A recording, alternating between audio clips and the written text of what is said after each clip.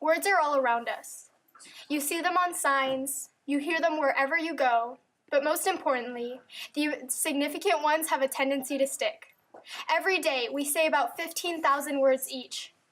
But the difference between us lies in how we use them. These words, in a way, are in our hands. The impact you have on a person is embedded in what you choose to say. We use these words to express love, to make others laugh, but words also have the power to affect people in negative ways. Words that echo in a person's mind.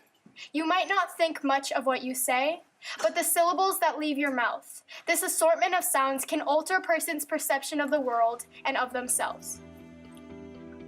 Our generation often starts their day with viewing an assortment of opinions from many people, celebrities, family members, and peers. And whether we see them directly or figure them out from certain indications, we are presented, whether we like it or not, with opinions of us. We can be our biggest critics, creating self-image issues for ourselves. The most amazing people can be plagued with a thought that they are flawed in some way. We as humans are not made perfect, yet we still feel pain when we realize it. Just as thoughts can be expressed freely, they can also be held in. A smile can go a long way in hiding what goes inside.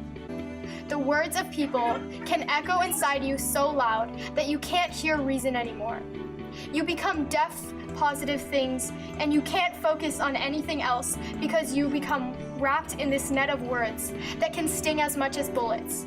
So blindingly loud in your mind, but unheard of to others.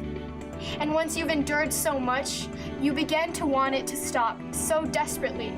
You wish it would all go away, that everything would just stop.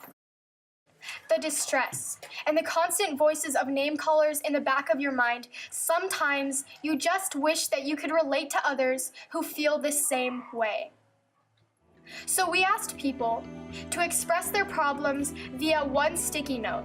Those who struggled with a negative perception of themselves wrote down the things they had heard that made them believe so. The results were eye-opening. Not only the magnitude, but the severity of the words. We as humans are flawed. We can put down others with negative remarks, and we continue to tolerate and live our lives because we accept that that's just how things are. However, that can easily be changed. We as humans can also lift each other up and derail worries with love and compassion. So we told people we were interviewing people of whom we appreciated. Hi. So we were supposed to take a picture or video of someone we appreciate. So. Am I being appreciated? Yeah. Okay. Oh, thanks, guys. Wait, what? That we appreciate. A simple remark, so easily said, but still rarely heard. One sentence brought a smile to their faces, made their eyes light up. Words have beneficial power as much as they have detrimental potential. It is simply up to us to use our words to help others. We must recognize that no one is alone. You are not alone. Words are powerful, but you are the one who wields them. Use them for good, and you will be the strong among the weak. Those who wrote down the insults they've received were brave. So let us all decrease the number of sticky notes, one word at a time. After all, you've got around 15,000 to use just for today.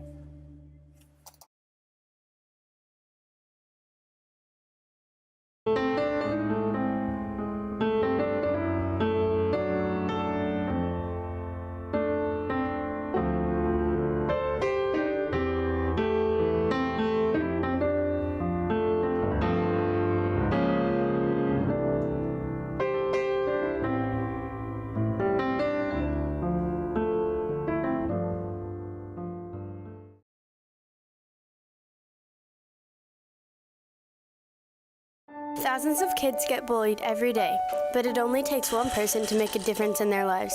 This is the story of one girl who changed a boy's life for good. Stanley gets bullied every day for his clothes and his loneliness, but they don't know his story.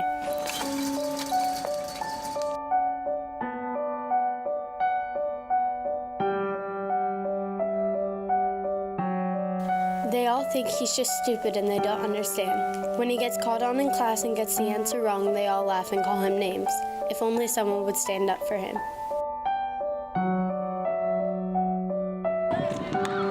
The bullies never leave him alone. They're always there to ruin his day. Like at lunch, when all he wants to do is play basketball, they can't even let him do that in peace.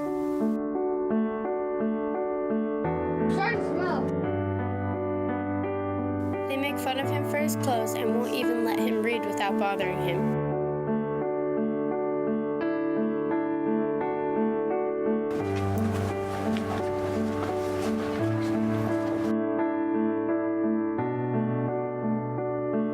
But it only took one kind action from a girl to brighten his day. From then on, it gets better. She even teaches him how to shoot a basketball correctly and learns that he really wants to be on the school basketball team, but he can't afford it.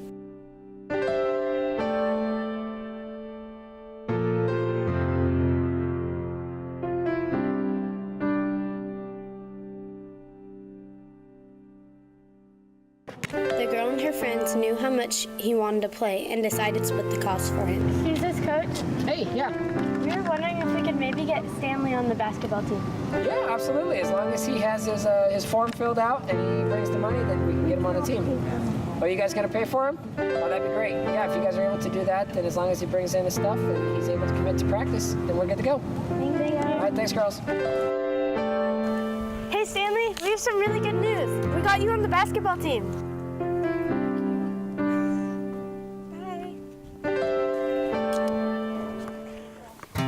She even stands up for him when the bullies try to come back. I'm surprised you made the basketball team. Need your girlfriend's help. We all know you can afford it. It doesn't matter if he can afford it, it matters if he can play. They eventually accept him when he wins the game for him, but he wouldn't have even been on the team if it wasn't for the girl. Yeah! Let's go, Stanley! The pizza, I'm starving. Yeah, I'm so hungry. Hey, Stanley, you did great at the game yesterday. Yeah, can we be friends? I'm really sorry. Sure, boy. High five. High five. Let's have a high five. In Stanley's story, it only took one girl to make a huge difference in his life for the better. Try to be that one person in someone else's life.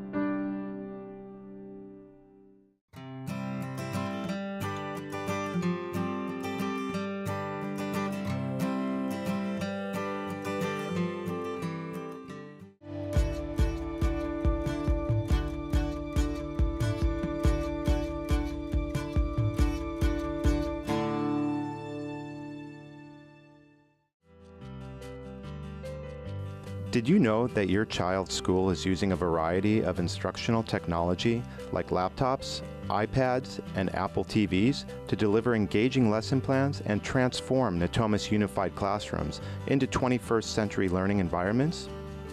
It is also important to know that Natomas Unified now has over 7,000 Chromebook devices available for students to use.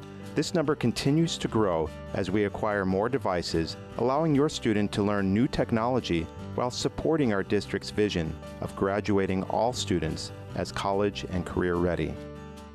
Many of our school sites also allow students to check out Chromebooks to complete school assignments at home. In addition to the large number of technology devices available at all Natomas school sites, NUSD continues to research and implement new instructional programs with teachers across the district. For example, the one-to-one pilot classroom provides a full set of Chromebooks for every student to use on a daily basis. NUSD is constantly increasing Wi-Fi coverage to ensure all Chromebooks and technology work at peak performance. Did you know, along with more than 50 million students, teachers, and administrators in almost every country in the world, NUSD relies on Google to learn and work together. Google and NUSD are committed to protecting the privacy and security of all our users, most importantly, our students. The hub of NUSD's technology is Google G Suites. G Suites allows students, teachers, and staff to redefine the way they work. G Suites allows your student to check homework assignments, test scores, ask questions, or contact their teacher from anywhere internet is available, even their smartphones. Natomas Unified's dedication to instructional technology programs like these prepare our students to be college and career ready through increased writing, critical thinking, problem solving, and analytical skills. With over 65 million Common Sense users, more than 300,000 educators, Common Sense Media is a resource-rich site for all families and educators. Dedicated to seeing kids thrive in a world of media and technology, their website contains resources and tools for parents and teachers to help kids make wise decisions. From cyberbullying and photo sharing to digital footprints and online safety, the Connecting Families program helps parents and kids address important topics and have meaningful conversations about making great choices in their digital lives. To get started, simply go to commonsensemedia.org.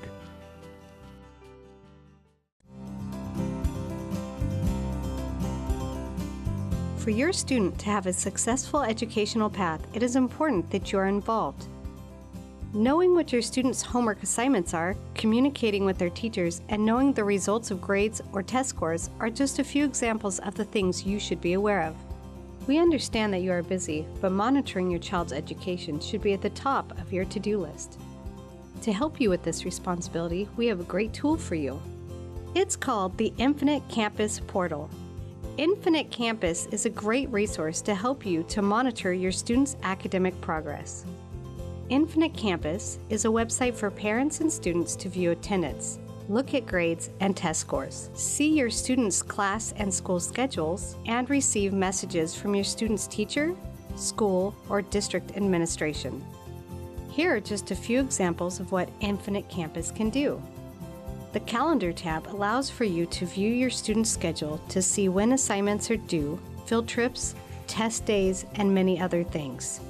The Schedule tab allows for connecting with teachers and to view current assignments. The Attendance tab lets you see when your student has been absent.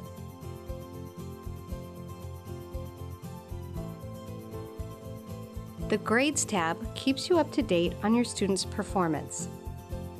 Reports tab allows you to print items from Infinite Campus, such as schedules or missing assignments. Household info lets you add, delete, or change the people who will be allowed access to a student's information. Contact preferences is where you can set the contact methods of your notifications either via email, voicemail, or text message. Notification settings will alert you to absences, assignment scores, and grade changes. This video is intended to be a brief tour guide of some of the most useful features of Infinite Campus. On our Parent University site, as well as inside Infinite Campus, you will find detailed video links that show how to do specific tasks. You can find things like logging into Infinite Campus portal or change my contact information. These short videos are targeted at helping you understand specific tasks involved with using Infinite Campus. If you still have questions about how to use Infinite Campus, please reach out to your school site and connect with the office staff for assistance. Also, please take our survey and check out some of these great resources listed on our screen.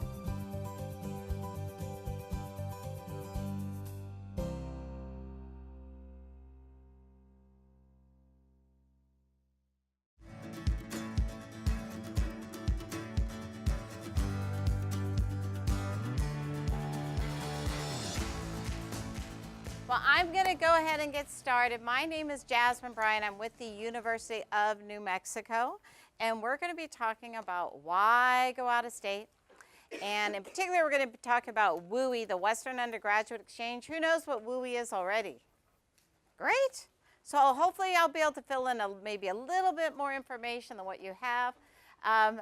This is sort of new this year for me, and giving my out of state, I started with pictures across the United States. It's sort of scenic, and it's just something to think about. We live in a great country. There are lots of different parts of it, lots of things to see and do, and you have choices. And sometimes I worry that high school students are thinking about who's going to let me in. but we can't let you come to our school if you don't apply. So in a lot of ways, you really are in the driver's seat, and there's a lot of choices for you. So let's get in here. Let's see if we're lucky and this works. So I start with a review. These should be pretty easy to you. We have 9 UC campuses in California. Do you want to yell out a UC for me? UC Davis. UC Davis. UC Santa Barbara. UC Santa Barbara. UCLA. So you get the idea. 9 of those. We have 23 Cal States. What's a Cal State nearby? Sac State. Sac State. Chico. What's one in Southern California? San Diego. San Diego. So you got the idea on that as well. There are 112 community colleges. What's your closest community college? Folsom. Okay. And then 75 independent, or you might know them as private colleges. Yell out some private colleges in California. Pepperdine, Stanford, OP, great. So you got the idea. In California, there are 107 four-year options. These are the 2-year options, community college. So there are 107 four-year options. Who feels 107 is plenty of options? It's a lot of choices. I always say, if I went out to dinner with friends, there are 107 entree choices. It would take me forever to decide, and everyone would be really hungry and annoyed with me. So 107 is a lot of choices, but across the United States, there are actually over 3,000 options. If you only consider your options in California, you're actually considering less than 5% of your options. Who feels where they go to college is a big decision? I do. You're going to be there for 4 years. What big decision about your life do you want to make and only consider 5% of your options? So students, you should be congratulating the parents that came with you today because they're considering other options. That's why you came to this presentation. But there really is 95% of your options outside of California. So who feels it can be scary to go out of state? I always raise my hand. What if I don't like it? What if I don't know anybody? What if it's hot? What if it's cold? What if I don't like the food? I'm not going to know where things are. It's true. But it can also be really rewarding. First of all, more options, right? 95% of your options are outside of California. More majors. There are majors that don't exist in California that you can find at universities outside of California. One of my favorite actually is the national perspective. Who wants to do a study abroad when they're in college? No? Okay, I'm sure there's students. You're not thinking about doing a study abroad, going to another country? Really educational experience. Why do people do a study abroad? It's an audience participation time. Why do students do a study abroad? Widen your view of the world. Exactly. Learn about other cultures. Leaving California widens your view of the world. We are kind of different in California. I am a Californian. I've lived here since I was 6. I kind of consider myself a native. But just leaving the state does give you more of a national perspective. And I have put my money where my mouth is. Both my children are on the East Coast right now. They're experiencing a very different environment. But I feel that I know they're going to come back to California, that they will have an easier time in finding jobs because they will have more of a national perspective than someone who stayed in California. And of course, there's other food. Food's always very important. Do I have a theme? Who's had a beignet before? Where do you have beignets? That's right. But you can also get them at Disneyland. The students like to point out to me, and I'm like, oh, you're right. Oh, in Sacramento too? I know there are other places, but it's nothing like having it at Cafe du Monde. So what if I get lonely? What if I get lost? What if I don't make friends? And what if I get sick? Yes, all very good points, but think about this. If you are ever thinking of living outside of California, college is the best time to do it because there's so much support. There's a health center to go to if you get sick. There's someone to help you find a place to live. There are activities for you to meet friends. If you decide after you graduate from college, okay, now I'm going to leave and I'm going to go to New York and I'm going to Seattle, no one helps you to find, a place to live, to make friends. If you go to that HR, all they're going to do is sign you up for benefits. They're not helping you find a doctor. So college is a great time to strike out. There's so much more support for you. This is from a blog on our website. Kara I grew up in virtually the same place my whole life, so I wanted to change. After receiving a scholarship to get in-state tuition at UNM, I decided that's where I wanted to be. Who's lived in the same place their whole life? So, yes. My best experience so far has been residence life. I was so nervous about sharing a room with a total stranger in a hall with more total strangers, but everyone has been so nice. Very, very typical. Everybody's afraid of what I don't like my roommate. What is this going to be like? Generally, it does work out. So, usually if you can get past the fear, the change in location, it's money. Okay, I can see there could be a good reason for you to go out of state, but how are we going to pay for this? Who feels it costs more to go out of state? Who feels it doesn't cost more? What I love about the question, everybody's right. It can cost more, but it doesn't necessarily cost more. So we're going to start with talking about the cost of attendance. What do you pay for when you go to college? So room and board, that can cost more out of state. It doesn't necessarily. From what I've been hearing, and probably you from your friends and neighbors, living in San Francisco, going to San Francisco State, going to UC Berkeley can be very expensive. I can't believe what they're paying for the room and board. So it really doesn't have as much to do with in-state and out-of-state as more city and rural or suburban. So it's not necessarily going to cost you more for room and board, except it's always true, can't beat the price of living at home. That is cheaper. But outside, if you are going to have the college experience and live on a campus, in-state or out-of-state is not necessarily going to be more or less. Traveling to and from college, yes, it can cost more, but not necessarily. University of Nevada, Reno, they have a table right next to the University of New Mexico down at the college fair. They're very close. They're just across the border. So they're probably less expensive transportation-wise than Southern California. With my kids on the East Coast, I just look in advance to get their tickets. So if you buy your tickets far in advance, it's not necessarily that much more than staying in state. Books, that's going to be about the same. Personal expenses, I always tell students, we're hoping you're buying shampoo, laundry detergent, toothpaste. That's not going to really cost more. So the biggest one up there mostly is tuition. So first, private colleges do not have in-state and out-of-state tuition. They cost the same. So if you went to Stanford, you don't get a discount being from California versus if you were from New York. So if you're looking at a private college outside of California, it's not going to matter. There's no in-state and out-of-state tuition. Only public schools have in-state and out-of-state tuition. But there's programs such as, ta-da, that's my big segue for WUI. The Western Undergraduate Exchange, these states have gotten together and they've agreed to give each other students a discount on the out-of-state tuition. So one thing I'd like to point out, though, is that not all, it's only public schools that participate because they're the only ones that have in-state and out-of-state tuition.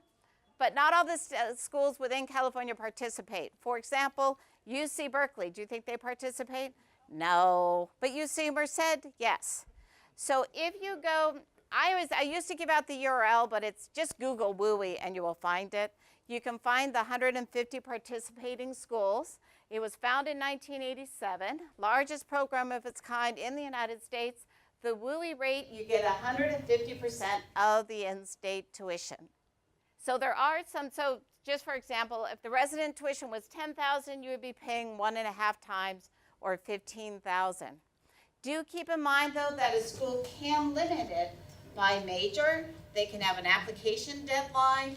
They can want certain grade, GPA, test scores. They can give out a limited number of them.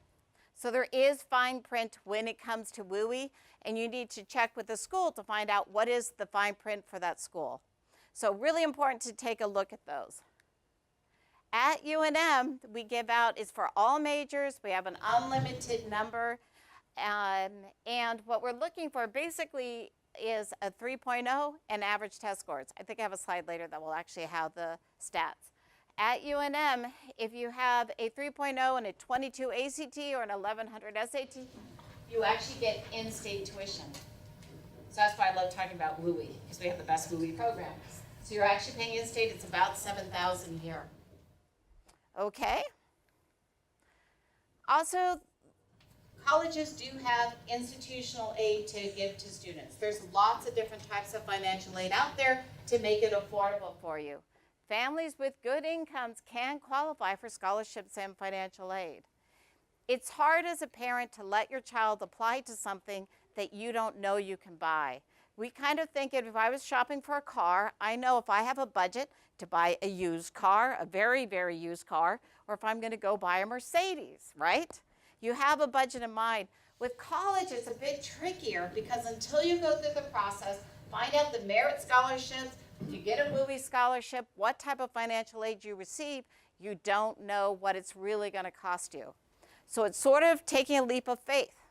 It's not a bad idea to sit down as a family and say, this is what we feel we can afford. Let's go through this. We will compare financial aid awards at the end and see where we are. But I know as parents, it's a little bit hard to let your child look at something that you're thinking, I can't pay that. We call it the sticker amount, that full price. But with financial aid, it can make a big difference. My children are on the East Coast. I am paying less for them than if they attended a UC. So just sort of to give you an example. Okay, moving along. California is very impacted. No surprise, right? We have heard about this. It can take more than 4 years to graduate from a school in California because of impaction. Generally, most of your out-of-state schools, they're not impacted. You can live on campus all 4 years. At UNM, you can live on campus all 4 years. You can graduate in 4 years. So that's something else that can help make the cost less. If you're going to have to pay 5, 6 years of tuition, that definitely costs more. You not only save tuition dollars, but the student can start working sooner. Always important. And again, just about financial aid, I know some parents just feel they won't qualify, but sometimes there are schools that won't even give you the merit amount. They want to know that you applied for financial aid. So I always encourage, and you also don't know if things will change in your family. So it's just apply for financial aid, go through the process. And I highly encourage visits. If you're visiting Aunt Sally in Arizona, see if there's a college nearby and go and visit. Even if you aren't necessarily thinking of that particular school, maybe you'll hear something about that tour that makes you know, like, oh, I like this thing about this school. I want to find another school that has this. And I also encourage you to bring younger siblings. I'm so glad I brought my daughter when we were looking for my son, because then when we looked for my daughter, I didn't have to go back to those schools. She knew which of those she liked and which she didn't. And frankly, it didn't cost us that much more to have her come with us. So I'm going to fly through my slides. Oh, I'm doing well on time. Any questions about WUI? And I was going to fly through some questions about, or some slides on the University of New Mexico as an example of an out-of-state school. So we are a public flagship university with about 20,000 undergraduate students located in the heart of Albuquerque. We are a Tier 1 research university. In California, the UCs are Tier 1, the Cal States are not Tier 1. There are only 115 universities across the United States with Tier 1 status. It means the highest level of research is happening on that campus. So we're very proud of that designation. We have over 200 majors and programs. We're Division I in the Mountain West Conference. These are our top 10 news stories for 2016. I just love the diversity, forecasting volcanic eruptions, new DNA sequencing, hidden galaxies, the ancient mammoth, housing the homeless population. So lots of different things happening on our campus. Well, that's where New Mexico is. In case you weren't too sure, it's not that far away. I actually live in Alameda, so I fly from Oakland. It's a 2-hour, 15-minute nonstop flight. On the other end, we are 5 minutes from the airport. Really great airport. It's very easy to get to. There is an International Balloon Fiesta that takes place each October. The mountains are very close by. You can actually ski within 45 minutes of campus. We have our own medical school, law school, school of engineering, business, architecture, a film program. You can get housing all 4 years.